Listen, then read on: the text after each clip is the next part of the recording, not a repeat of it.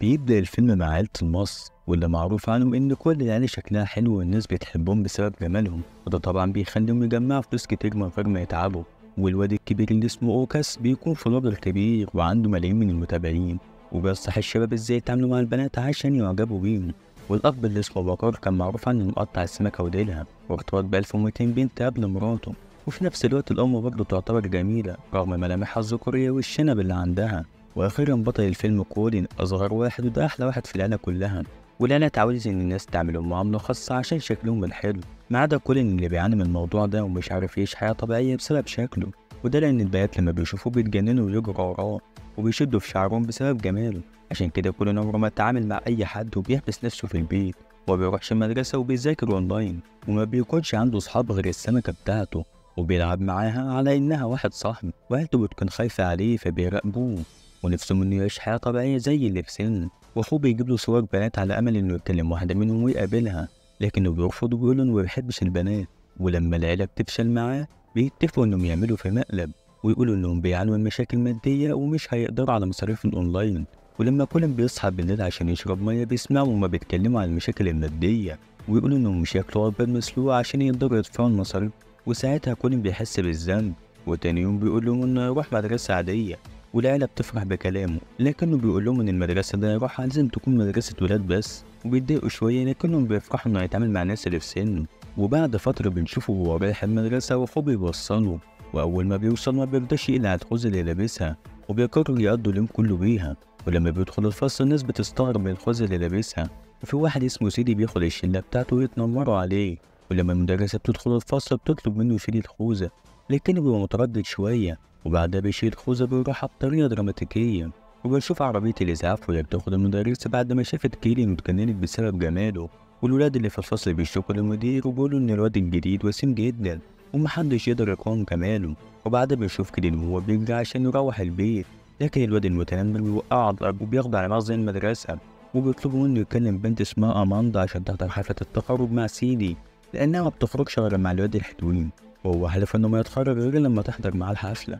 وبيخلوا ولد غلبان اسمه كيبو يساعد كيلين ويوديه لأماندا. وبنعرف إن كيبو كان ضحية شلة المتنمرين دول، فبيضطروا إنه ينفذ كلامهم. وبعد كده كيلين بياخد كيبو ويشتكي للمدير من تصرفات ابنه، والمدير ما بيكونش مبسوط من اللي ابنه بيعمله، لكن لما بيعرف إن جمال كيلين ممكن يساعد ابنه في إنه يتخرج بيجبره ينفذ كلامه. وبعدها كيلين وكيبو بيتفقوا إنهم ينفذوا المهمة دي تاني يوم، وكيبو بيبقى أول واحد يتعامل بطريقة كويسة مع كيلين من غير ما يهتم بشكله، وكل بيبقى مبسوط إن بقى عنده صاحب. وتاني يوم بيروح مدرسة البنات، ولما بيدخل المدرسة البنات بتزعق لهم وتقول لهم إن مينفعش ولاد وحشين يدخلوا المدرسة، وبيطلبوا من كيلين يشيل الخوذة اللي على دماغه. ولما كيلين بيشيل الخوذة بيحصل حاجة غريبة والبنات كلها بتروح فيها. وبعدها بساعات الأخبار بتنتشر عن اللي حصل في مدرسة البنات، وبيجيبوا البنات بعد ما حالهم اتغير خالص وبيصوتوا وينزفوا على آخرهم. وبعدها كيلين بيتشير بإنه أجمل واحد في المدينة. وفي نفس الوقت ده أماندا بتشوف الأخبار على التلفزيون وبتعجب بكيلين وبتحس إنه شبهها وبتقرر ترتبط بيه. وبعدها مجموعة من البلاد بيتجمعوا قدام بيت عيلة المص، والعيلة بتستغل الموقف ده وبتخليهم يدفعوا فلوس عشان ياخدوا لفة في البيت.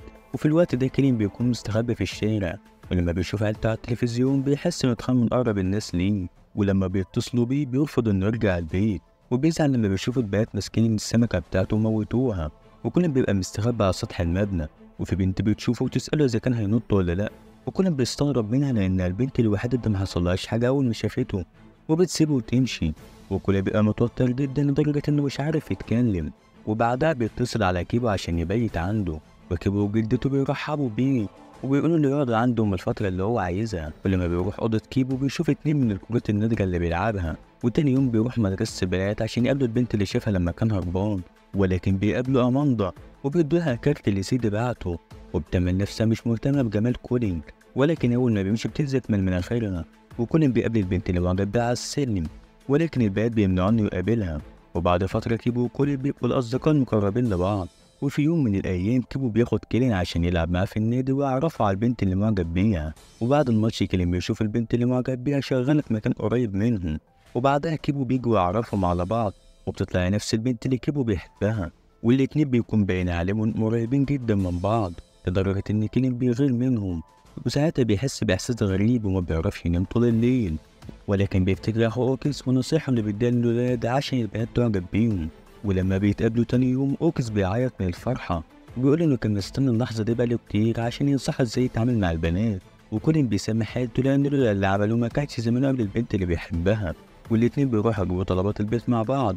وأوكس بيقول لكولين على الحاجات المهمة اللي لازم يعملها عشان البنت تعجب بيه، وكولين بيسمع نصايح أخوه وبينفذها، لكنه ما بيعرفش يقرب منها زي كيبو، وما بيكونش عايز يستسلم ويبعد عن أول حب في حياته. وتاني يوم أماندا بتروح مدرسة الولاد وبتدي كولين كارت دعوة لعيد ميلادها، وكمان بتكون جايبة تليفون هدية. وبعدها كولين وأصحابه بيسهروا مع بعض وبيغني مع البنت اللي بيحبها، لكنها ما بتهتمش بيه وبتركز مع كيبو. وكولين بيفهم إن مفيش حد في حياتها غير كيبو فبيزعل على نفسه. ولما كيبو بيسيبهم مع بعض كولين بيسألها عن إعجابها بكيبو، لكنها بتنكر في الأول. فكولين بيقول لها إن كيبو بيحب واحدة اسمها أماندا، فبتتعصب وتغير عليه. وكولين بيفهم إنها معجبة بيه. وبعدها كولين بيتصل بأماندا ويطلب منها خدمة، فبتوافق على طول. ولما بيروحوا عيد الميلاد أماندا بترحب بيهم وبتاخد كيبو عشان يتكلموا لوحدهم. وفي الوقت ده صاحبتهم بتيجي وبتشوف كيبو وأماندا وهما في وضع مش مناسب فبتزعل وتمشي.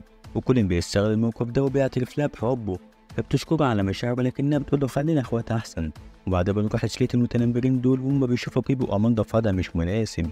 وبعد الحفلة بياخدوا كيبو ويضربوه عنقة موت، وكولين بيشوف اللي حصل لكنه ما بيقدرش يتدخل. وبعدها بياخد كيبو على البيت وبيعالجوه. وكولين بيحس بالندم لأنه كان السبب في اللي حصل لصاحبه. وبتشوف كيبو وهو بيدي لكولين كارت من الكروت النادرة اللي عنده. وكولين بيحس بالذنب وبيعترف لصاحبه إنه كان السبب في اللي حصل له. فكيبو بيزعل من صاحبه واللي عمله، بيقول له لو يعرف إنه بيحبها كان سابها له. وكولين بيزعل أكتر بسبب اللي عمله، فكيبو بيطلب إنه يسيب البيت ويمشي، وبيمشي وهو زعلان. ولما بيروح البيت عيلته بتفرح إنه رجع، لكنه ما بيكونش مبسوط وبيحبس نفسه في الأوضة. ولما بيروح المدرسة ما بيكلموش بعض. وفي البيت أمه بتزعل على حالته وبتعرف إن السمكة بتاعته لسه عايشة، وبتقوله إن لو حابب يكمل تعليم في البيت وما يروحش مدرسة تاني هتساعده في كده. وكل بيحس إن عيلته واقفة معاه وبتدعمه، فبيقرر إنه يتصالح مع كيبو. وتاني يوم بيروح لزميلته وبيعترف لها على اللي حصل، وبعدها بيروح لكيبو عشان يصالحه. وكيبو بيزعل منه في الأول، وبعدها بيقول له إنه عمره ما فكر يخونها ولا يبص لحد غيرها. وزميلته بتكون على التليفون وسامع كل اللي حصل، وبينجح كولين في إنه يصالحهم على بعض. وبعد كام يوم بيحضروا حفلة مع بعض، كولين وأماندا وكيبو وزميلته. وكولين وأماندا بيتكرموا على إنهم أجمل اتنين في الحفلة. وبعدها في بنت بتنادي على كولين فبيعجب بيها وبيكون عايز يكون معاه علاقة جديدة. وبيخلص الفيلم على كده يا صديقي، ما تنساش بقى اللايك والمتابعة عشان يوصلك كل فيديوهاتنا الجديدة.